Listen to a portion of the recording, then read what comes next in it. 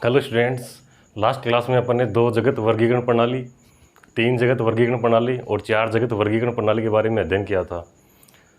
जो 4 जगत वर्गीकरण प्रणाली थी उसमें कवक को प्रोटिस्टा जगत में रखा था, जो कि सही नहीं था, क्योंकि जो कवक है वो विषमपोषी होता है। अतः विटेकर ने कवक जगत अलग से वर्गीकृत किया था।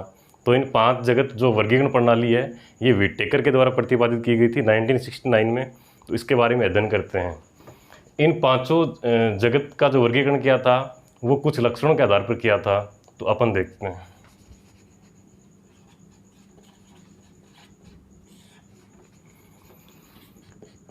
फर्स्ट जगत था मोनेरा, सेकंड प्रोटिस्टा,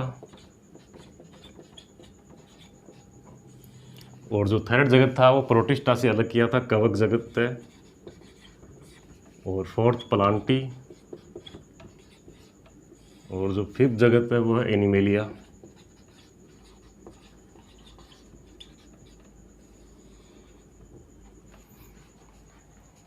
इनका वर्गीकरण कुछ लक्षणों के आधार पर किया था। तो उनमें जो पहला लक्षण है वो है कोशिका का प्रकार।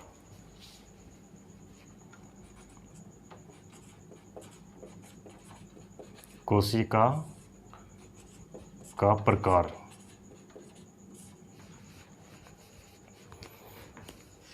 जो मोनेरा जगत के प्राणी हैं उनमें प्रोकैरियोटिक कोशिका पाई जाती है। प्रोकैरियोटिक। इसके बाद में प्रोटिस्टा जगत है, इसमें यूकैरियोटिक कोशिका पाई जाती है।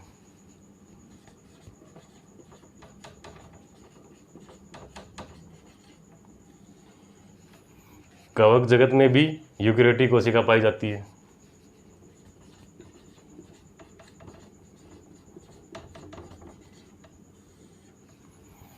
कहने का मतलब ये है कि केवल मोनेरा जगत में प्रोकैरियोटिक कोशिका, बाकी चारों जगत में यूकैरियोटिक कोशिका पाई जाती है।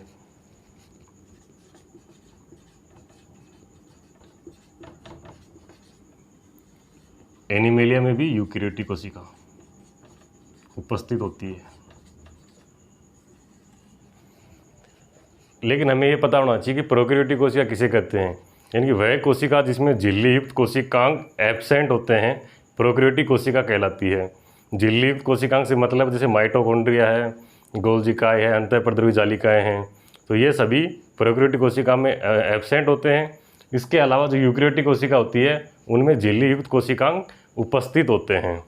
इसके बाद में जो सेकंड लक्षण है वह है कोशिका भित्ति।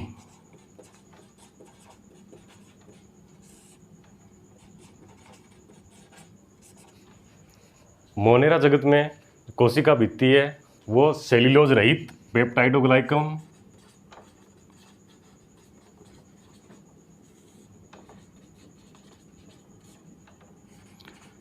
पेप्टाइडोग्लाइकेन और एमिनो एसिड से निर्मित होती है। बाद में जो प्रोटिस्टा जगत है उसमें कोशिका भित्ति कुछ जीवों में उपस्थित होती है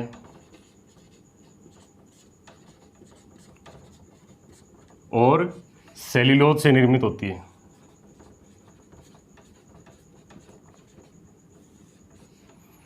यानी प्रोटिस्टा जगत में कुछ जीव कौन से जिनमें सेल्यूलोज से निर्मित कोशिका भित्ति पाई जाती है, तो डाइएनोफ्लैजिलेट्स और डाइएटम्स, इनमें कोशिका भित्ति सेल्यूलोज से निर्मित होती है।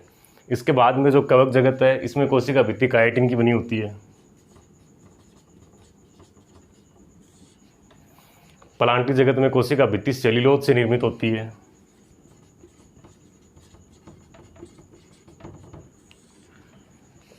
क्या एनिमेलिया जगत में कोशिका भित्ति उपस्थित होती है? तो नहीं, एब्सेंट होती है। इन 2 लक्षणों के बाद में जो थर्ड लक्षण है वो है केंद्रक झिल्ली काय संरचना।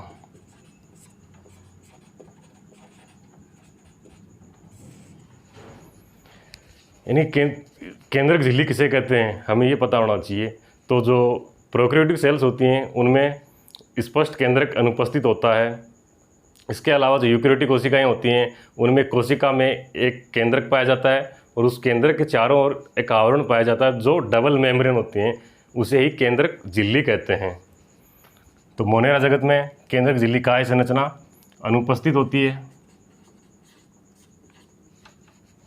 इसके बाद में जो प्रोकैरियोटिक जगत है इसमें केंद्रक झिल्ली काय संरचना उपस्थित होती है। चूँकि ये चारों ही जगत प्रोटिस्टा, कवक, प्लांटी, एनिमलिया, यूकेरियोटिक हैं, तो इन चारों में केंद्रक झिल्ली काय संरचना उपस्थित होगी।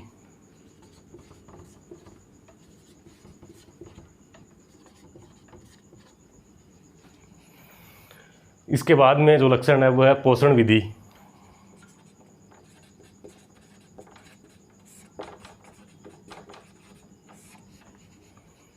मोनेरा जगत में पोषण की जो विधियां हैं उनमें जो फर्स्ट है वो है स्वपोषी।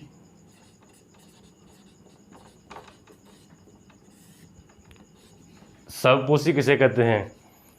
जब कोई ऑर्गेनिज्म अपने भोजन का निर्माण खुद करते हैं उन्हें स्वपोषी प्राणी कहते हैं। स्वपोषी में दो टाइप्स हैं। फर्स्ट है रसायन संश्लेषी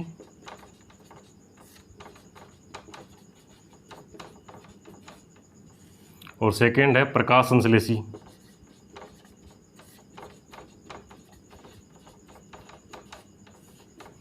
तो रसायन संश्लेषी किसे कहते हैं? वे ऑर्गेनिज्म जो किसी अकार्बनिक पदार्थ का ऑक्सीकरण करते हैं और उनसे भोजन ग्रहण करते हैं उन्हें रसायन संश्लेषी कहते हैं। जैसे कुछ बैक्टीरियाएं वो गंधक युक्त जल में पाए जाते हैं, जैसे बेगियोटोवा।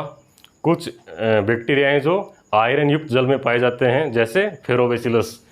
ये रसायन संश्लेषी जीव होते हैं। इसके बाद में है प्रकाश संश्लेषी किसे कहते हैं? तो वे प्राणी जो सूर्य के प्रकाश की उपस्थिति में क्लोरोप्लास्ट में वायुमंडलीय CO2 व जल से क्रिया करके अपने भोजन का निर्माण करते हैं, प्रकाश संश्लेषी जीव कहलाते हैं। मोनेरा जगत में फर्स्ट विधि थी स्वपोषी। इसके बाद में है परपोषी।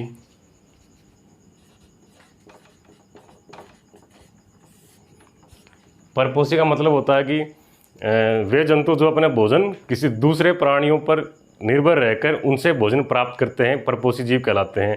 तो परपोषी में भी दो विधियां पाई जाती हैं। एक है मर्तपोषी और दूसरी है परजीवी। मर्तपोषी से मतलब है वे प्राणी जो सड़े गले कार्बनिक पदार्थों का विघटन करते हैं और इनसे भोजन ग्रहण करते हैं, मर्तपोषी जीव कहलाते हैं। इसके बाद में है परजीवी, यानी कि वे जंतु जो किसी दूसरे प्राणी के शरीर के बाहर या अंदर रहकर उन्हें बिना नष्ट किए उनसे भोजन ग्रहण करते हैं, परजीवी कहलाते हैं। इसके बाद में है प्रोटिस्टा जगत। प्रोटिस्टा जगत में पोषण की स्वपोषी विधि पाई जाती है और परपोषी दोनों विधियां पाई जाती हैं। जो स्वपोषी विधि होती है उसमें प्रकाश संश्लेषी विधि पाई जाती है और परपोषी विधि। इसके बाद में कवक जगत है। कवक जगत में परपोषी विधि पाई जाती है।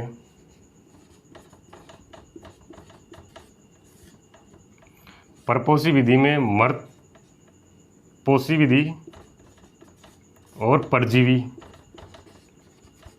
ये दोनों विधियां कवक जगत में उपस्थित होती हैं। इसके बाद में जो जगत है वह प्लांटी। प्लांटी जगत स्वपोषी होते हैं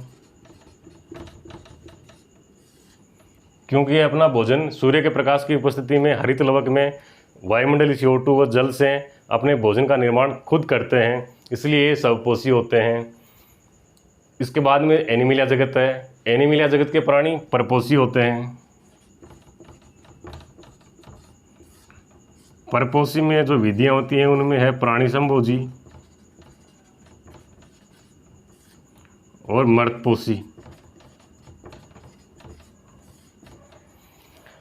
तो जो प्राणी संभोजी विधि होती है इसमें क्या होता है कि जंतुओं के द्वारा किसी भोजन को ठोस या तरल माध्यम के रूप में ग्रहण किया जाता है, ऐसे जीव प्राणी संभोजी जीव कहलाते हैं।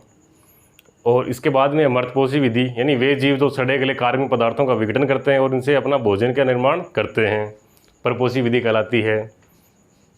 इन चार लक्षणों के अलावा जो अंतिम लक्षण है वो है जनन विधि।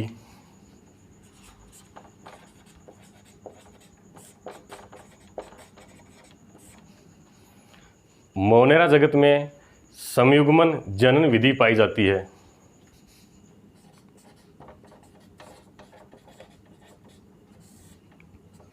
मोनेरा जगत में समयुग्मन जनन विधि पाई जाती है। यह आनुवांशिक पुनर्योजन का एक प्रकार है और इसमें दो जीवाणुओं के मध्य पहले जीवाणु से जीन का दूसरे जीवाणु में स्थानांतरण होता है। इसके बाद में प्रोटिस्टा जगत में युग्मक संलयन,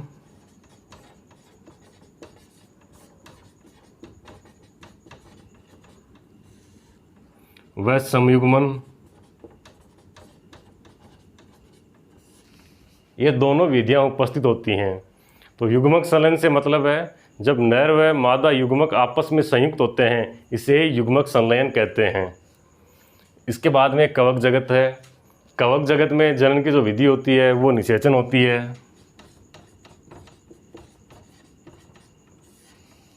यानी कि नर व मादा युग्मकों के संलयन होने की प्रक्रिया को ही निषेचन कहते हैं।